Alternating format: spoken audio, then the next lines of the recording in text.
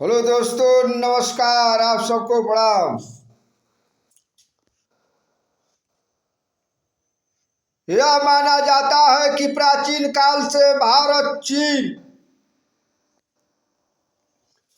के बीच घनिष्ठता संबंध रहे हैं। बौद्ध धर्म के की जन्मभूमि भारत है, जबकि उसका प्रचार प्रसार चीन में अधिक हुआ है।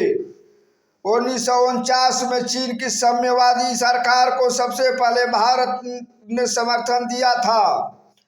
प्यार के अनुसार साम्यवादी चीन के प्रति नेहरू और उनके सहयोगी द्वारा दृष्टिकोण स्पष्ट रूप से तुष्टिकारी था।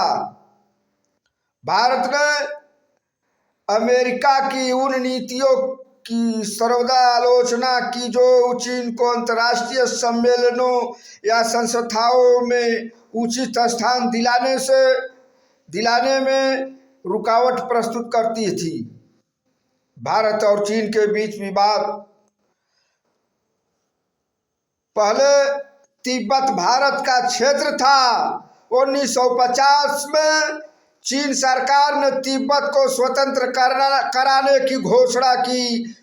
अब तिब्बत चीन के अधिकार क्षेत्र में है। 1959 में दलाई लामा धार्मिक गुरु को चीन ने कठोरता से कुचल दिया, क्योंकि उन्होंने चीन शासन के विरुद्ध विद्रोह कर दिया था। दलाई लामा ने भारत में शरण ली। 5 जनवरी 2000 को तिब्बती धर्मगुरु करमापा ने भारत में शरण ली।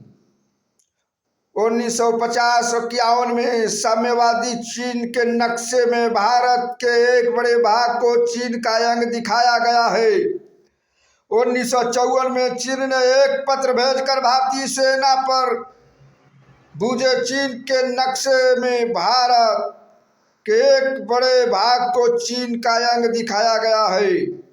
1954 में चीन ने एकमात्र भेजकर भारतीय सेना पर पूजे नामक पर अवैध कब्जा करने का आरोप लगाया और कहा कि भारत चीन के बीच सभी सीमा निर्धारण नहीं हुआ। अरुणाचल प्रदेश के कुछ इलाकों और लद्दाख के अक्साई चीन क्षेत्र पर दोनों के समय समय पर प्रतिस्पर्धा बनी हुई है।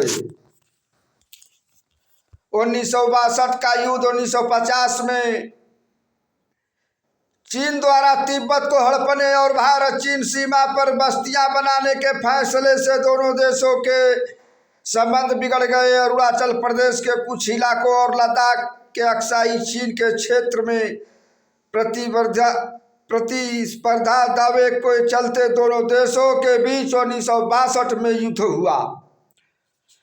चीन पाकिस्तान को सैनिक सहायता देता है और हथियार आपूर्ति करता है, जैसे वह भारत के विरुद्ध प्रयोग करता है। भारत ने चीन से लगातार अच्छे संबंध बनाने का प्रयास किया है। इसी कारण दोनों देशों के बीच आर्थिक, वैज्ञानिक, तकनीकी व सांस्कृतिक मदद करने के लिए संयुक्त आयोग का गठन किया गया। भारत और चीन नौसेनाओं में पहला संयुक्त सैन्य अभ्यास 1518 सितंबर 2008 में किया गया। भारत चीन के बीच हॉटलाइन सेवा शुरू की गई, जो दोनों देशों के संबंधों में सुधार का प्रतीक है। हालांकि भारत चीन सीमा विवाद अभी बना हुआ है, जैसे आपसी बातचीत के माध्यम से सुलझाया जाना चाहिए।